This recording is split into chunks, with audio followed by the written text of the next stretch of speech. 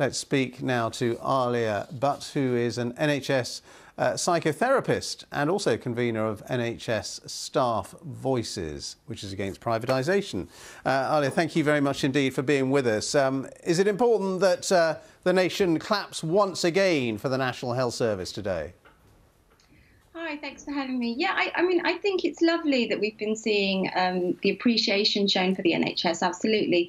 I do think what's quite important as well is that we transform that sentiment into mass popular pressure to have the government better fund the NHS. You know, we're still seeing that frontline staff don't have adequate PPE, and you know, with the seemingly premature ending of lockdown this weekend, which is the same weekend as the 72nd anniversary of the NHS, it's possible that we will see a second wave of coronavirus, you know, infections and possibly deaths as well.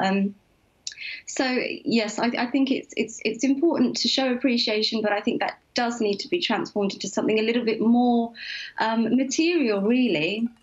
What about, you know, everybody has been expressing huge admiration for the NHS staff, for doctors, nurses, cleaning staff, everybody throughout this crisis.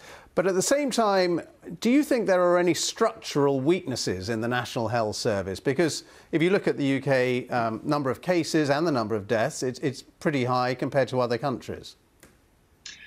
I think that, you know, years of austerity and privatisation has broken down the NHS, and it has kind of fractured the NHS in ways that it's made it more difficult to provide adequate healthcare and so, you know, provide a good service to the masses, really. You know, and I feel like we've had the information, we've known for a long time that there was a good chance this was going to happen, and instead of sort of providing more capacity to the NHS, we've been given more cuts and more austerity.